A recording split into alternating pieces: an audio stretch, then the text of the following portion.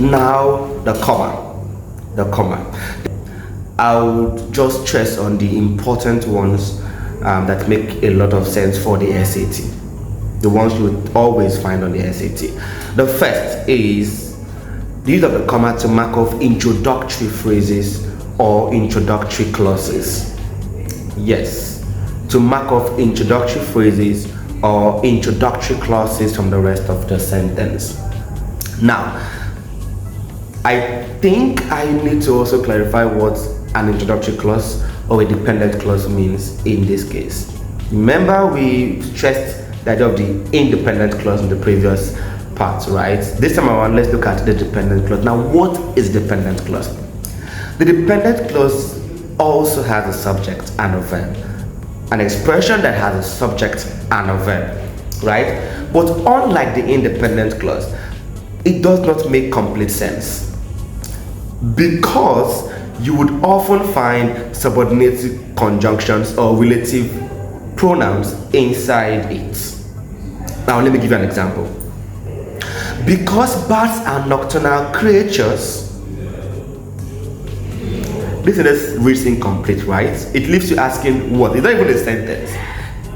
It's a dependent clause. It leaves you asking as we would normally say in pidgin English to refer to and so. So it leaves you asking what's next, and so that's the first indication that the expression is not a complete one, that it is a dependent clause. Because bats are nocturnal creatures. So you see, now if you take out one word from that expression, you have an independent clause. What word is that? I'm sure your guess is as good as mine now. That word because. So the word because is a subordinate conjunction. To take out the word because, we have bats and nocturnal creatures. In this now is an independent clause. So because bats and nocturnal creatures, comma, they mostly hunt at night. Now you see how the independent clause has come in to make the expression a more complete one. So the comma would be used to mark off a dependent clause, an introductory phrase from the rest of the sentence. We have a lot of dependent clauses. I often teach my students to identify the words that would typically appear in your expression to make that expression a dependent clause. And because, as we have in that sentence, is just one of them, we also have although, while, since, as soon as, until, unless, even though, as well as, and the like. So I can tell you, since bats are nocturnal creatures, comma, although bats are nocturnal creatures, comma, while bats are nocturnal, comma. So you see, that is the place where the subordinate conjunction begins your clauses. And whenever subordinate conjunctions begin your clauses, we say we have a dependent clause. So whenever you hear subordinate clause, that is what they mean. That is what we mean in English. So a subordinate clause is more or less a dependent clause, but then it is the kind of dependent clause that is marked by subordinate conjunctions. I also mentioned earlier that you can also have dependent clauses marked by relative pronouns, right? So like I can tell you something like Prep with Chigozie, comma, which is a YouTube platform, comma, provides students with useful information. Prep with Chigozie is marked in the middle, it is interrupted in the middle by a relative clause, which is a YouTube channel. So you see, that expression, which is a YouTube channel, is a relative clause, an incomplete expression. How do you know? Take it out of the sentence. It doesn't make complete sense. Which is a YouTube channel? So you see, so that is a relative clause. Now, back to the punctuation mark topic, right? You will notice that you cannot fully understand how to use the punctuation mark on the SAT without gaining some grasp of dependent clauses, independent clauses, and phrases. So you can't escape that, right? Yes. Now let's look at some sentences where the comma is used to mark off dependent clauses or introductory phrases from the rest of the sentence. Now, the example we have showing on my screen right now, as usual, you want to try working through it on your own. We have a conceptual artist and designer embraced by both the art world and the fashion world. Notice that it leaves me asking, who is the conceptual artist? A conceptual artist and designer embraced by both the art world and the fashion world. In fact, this is a particular kind of phrase that is often tested under the Standard English Convention as well. It is modifiers. It's testing your knowledge of the modifying phrase. This is a modifying phrase, in fact, and it leaves you asking typically what or who, so that you have the subject mentioned immediately after the comma, right? So a conceptual artist and designer embraced by both the art world and the fashion world, comma, Mary Ping was chosen. So you see, Mary Ping was chosen to curate the exhibition front row. So we see that Mary Ping is obviously the conceptual artist, right? So whenever you have expressions like that, leave you asking who or what, you should know that is a modifying phrase. After which there should be a comma before the introduction of the subject referred to in that phrase. Now, another function of the comma that is often tested. You would often have that you're also tested for use of the comma in marking off non-essential information. I think we had an example of that in the previous part of the discussion, right? We saw how we can use two commas in the middle of an independent clause, right? And how you know both commas are used correctly in English is if you read the information along with the commas that come with it, yes, out of the sentence, you have a complete independent clause. So we'll go back to our previous example. Prep with Chigozie, comma, which is a YouTube channel. Let me take out the which. A YouTube channel, comma, helps a lot of students. Prep with Chigozie helps a lot of students. I just read it without that appositive phrase, the non-essential phrase, if you like. So you see, now once you have an expression that begins and doesn't have a sense of completion, doesn't have a sense of an ending, and you have a comma after that, go and look for the option that gives you another comma. Yes, go and look for the option that gives you another comma. So if you have something like this in your question, prep with Chigozie, comma, dash, rather a blank after prep with Chigozie, comma, and a blank. Go and look for one that gives you a comma at the end. Does this sound far-fetched? Don't worry, let's work with an example now. Now with the question we have here right now, you can see the point I'm making. The Rolex Daytona, there's a comma, that's a phrase. It doesn't have any sort of completeness, right? So the Rolex Daytona, comma, I'm already looking. The most luxurious watch ever released.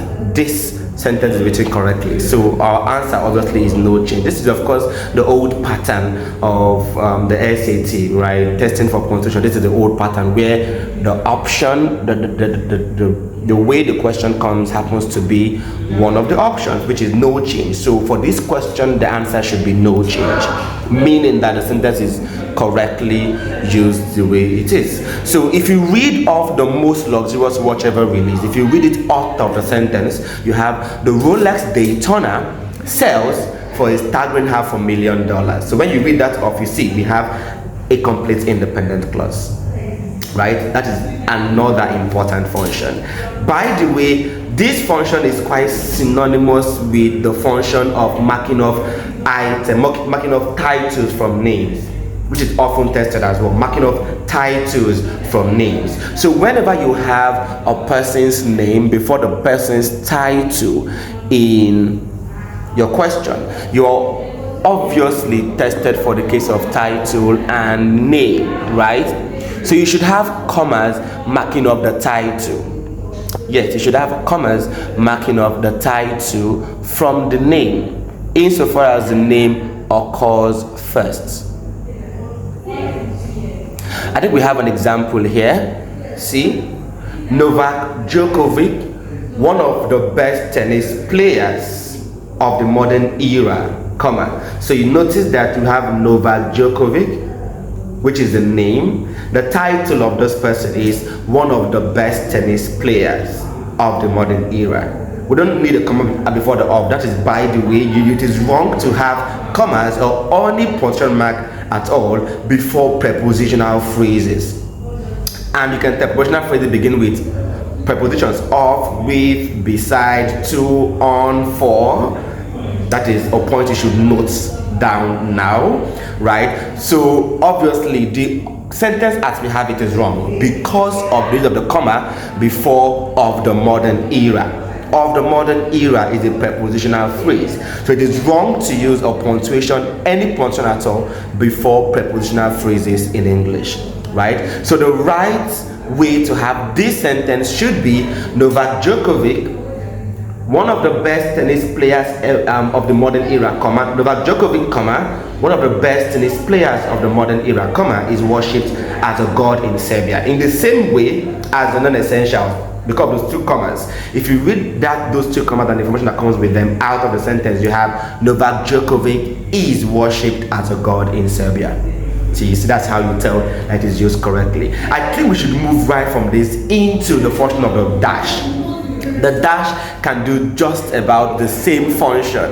Yes, it can do the same function as the comma in this case, not in all cases, by the way. So assuming we had Novak Djokovic dash, we would need the option that gives us another dash after the word era, right? So it means that when the comma begins marking up that non-essential information, the comma should also mark it at the end. And when the dash begins marking up that non-essential information, the dash should also end. So you can't have both interchanged, which is why option D is wrong. Option D would give you Novak Djokovic, comma, I guess one of the best tennis players of the modern era, dash. No, it should be a dash starting the marking of and a dash ending the marking of. Let's then look at the question we have on number 12. In 2004, comma, that is, by the way, an introductory phrase, and we learned that already. 2004, comma, no one could have predicted that Facebook. So you see, that expression lacks a sense of completeness. So I have a dash. It means that I go look for the option that gives me another dash. So no one could have predicted that Facebook, started by just a few college dropouts, dash, would become the tech giant it is today. So the right answer should be option D, because if you read of that information, that information started by just a few college dropouts. If you read it off the sentence, we have, in 2004, no one could have predicted that Facebook would become the tech giant it is today. So you see, the dash is now marking off non-essential or interrupting information. And I've told you how you know that it's being tested. The first part before the first dash lacks a sense of completeness, so that you need another dash to mark up that non-essential or that interrupting phrase or clause from the rest of the sentence and leave you with the what? An independent clause. Very well. The second function of the dash I did mention earlier, has two functions. The second function of the dash is to help you emphasize. To emphasize or to explain the previous information. In this case, before the first dash, you would have a complete idea. Yes, you would have an expression that has a sense of completeness before the first dash in this case. So whenever the dash is used to mark off an idea, an independent clause, so that you remember the point I'm making, an independent clause, and then you have a dash, what comes after is meant to emphasize that independent clause. And what comes after does not necessarily have to be another independent clause, as in the case of the semicolon like we discussed earlier. The semicolon would have an information explaining the first independent clause, and that information doing the explaining would also be in an independent clause, would also have a complete, would also be a complete idea, right? That is the case of the semicolon. But the case of the dash now, helping emphasize the previous idea, what is doing the emphasizing? The expression doing the emphasizing does not have to be an independent clause. It could be, but then it can also be a word. It can be a list, in fact, and it can be an independent clause as well. This function is also done by the colon. In fact, this is the function of the colon, giving you an independent clause, and then you have a colon and then a list emphasizing the previous independent clause. So the dash and the colon share in this function, except that the dash also shared another function with the comma, which we have seen previously, the case of marking off non-essential or interrupting details, right? Yes, this one, it is hard to find time for lunch because I have to juggle so many responsibilities. Notice that sentence has a sense of completeness, right? It is complete. In which case, look at what comes after: filling taxes, taking phone calls, printing spreadsheets, and writing emails. By the way, note that the comma and the conjunction comes before the last item of a list. This in the past never used to be the case, but now it is often tested. The comma and the conjunction, right, before the last item of a list in English is now compulsory standard English.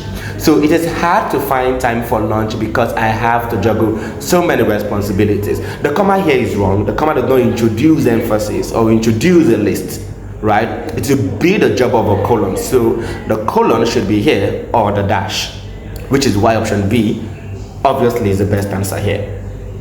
So I've made a lot of important points on the side, one of which is the fact that the comma and the conjunction, right, is now acceptably used before the last item of a list.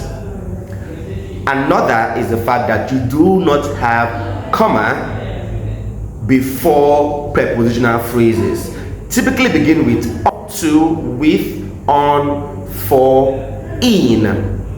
So be careful of options that give you comma, semicolon, or any punctuation mark at all before these words, right? I think we have a sentence here to help you better understand that. Growing up in poverty, comma, good, because that is an introductory phrase. I often dreamed of the luxury that I was working towards. So in this case, we don't need the comma before the of. Neither do we even need the comma before the word that. You don't use the comma before the word that in English. That's another point. So you have to get used to all of these points by taking as many examples as you can get your hands on.